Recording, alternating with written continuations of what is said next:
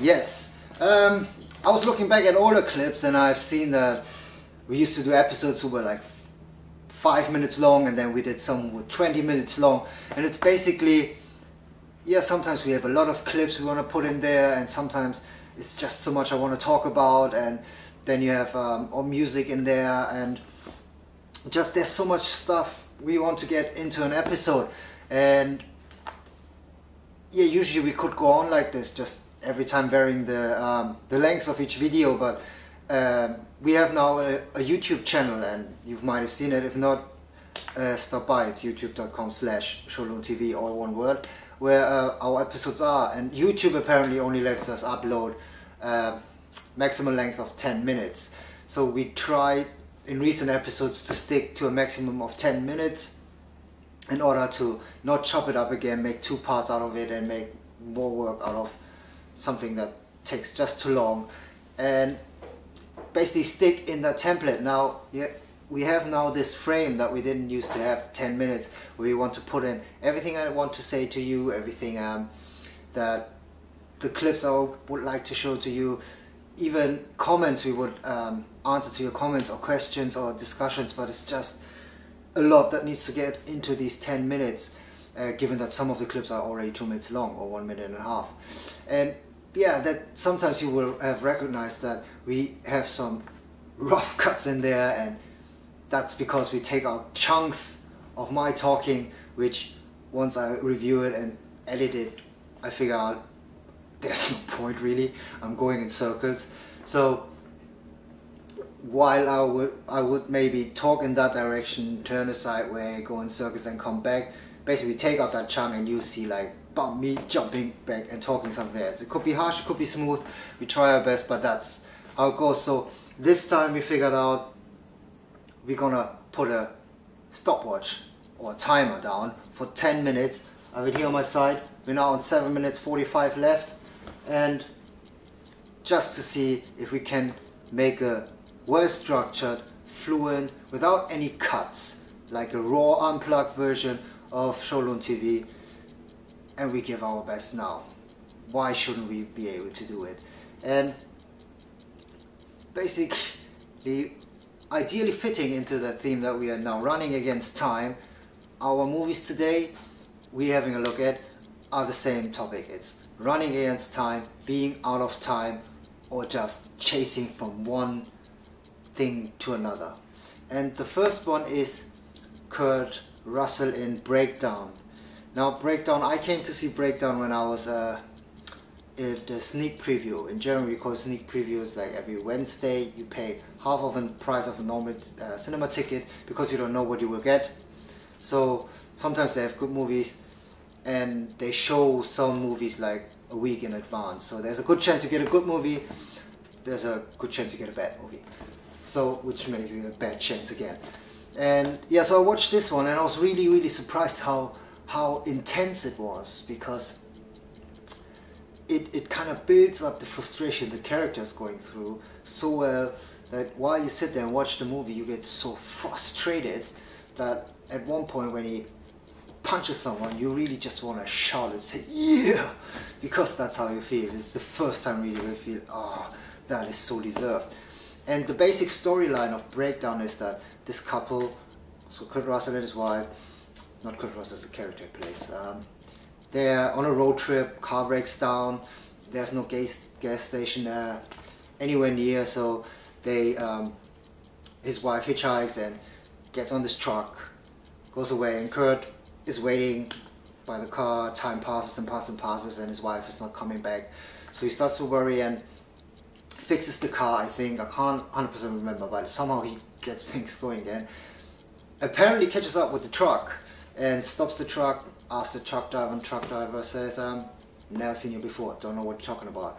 Police comes in, police doesn't find any evidence, and before you know, he's the idiot who seems to have illusions or hallucinations and is on his own to find his wife.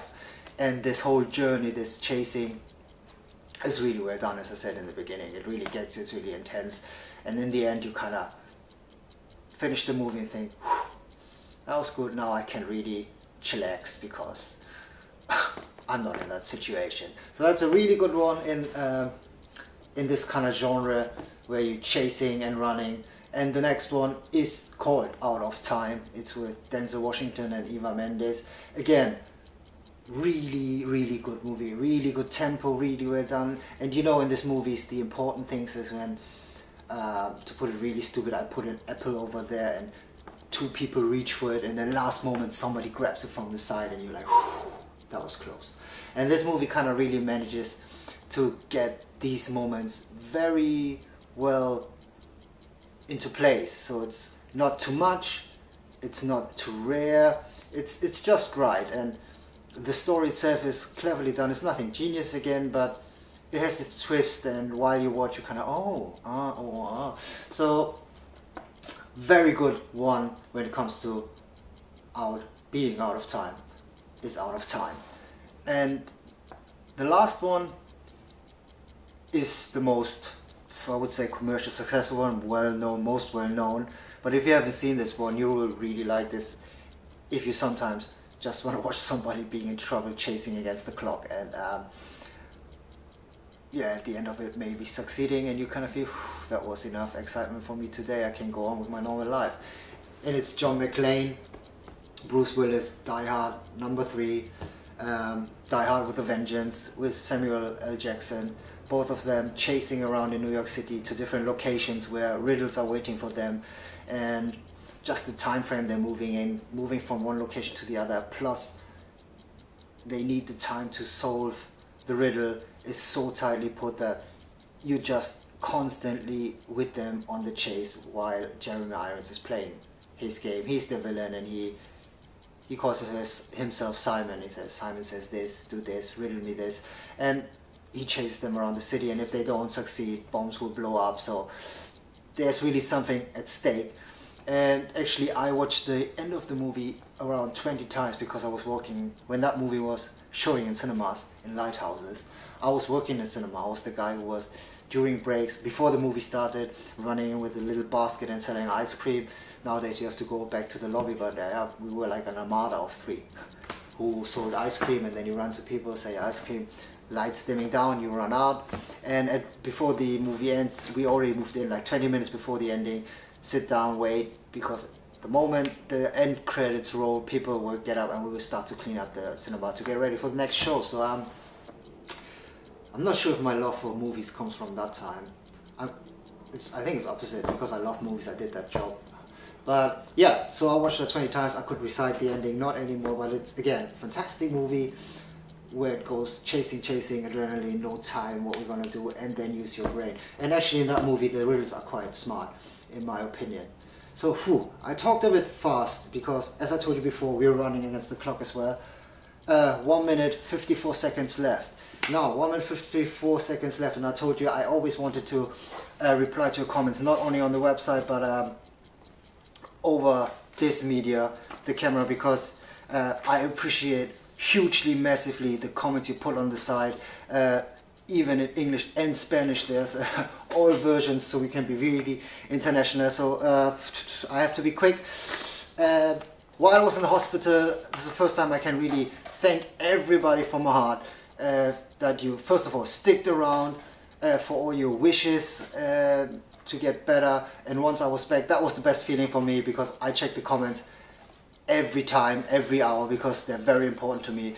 And when people say, welcome back, good to have you back, love this episode, and yeah, like stuff, okay, let's go, 50 seconds. Yeah, but Michael wrote, perfect to have another episode on Score, so which CJ agreed on, so that must be a really popular one, so I will try to get more into that one. Yeah, Julie, as always, looking for the yellow bag. I tried to find it, couldn't find it, otherwise it would be here now. 30 seconds. AA Athanayesha saying on an episode, to be perfectly honest, it's not that I don't like the episode, but it's more of the episode that it didn't like me, so I didn't deliver any comments for that matter. No need to write this, absolutely fine. And some episodes you will resonate to, some episodes you will think, I don't know what he's talking about. Even leave a comment saying you can't write it is massively appreciated. I really, really thank everyone for this. Paris saying, considering that you must need rest, this was a great fighting spirit episode. Yeah, after that I totally broke down. I'm done. This is the alarm.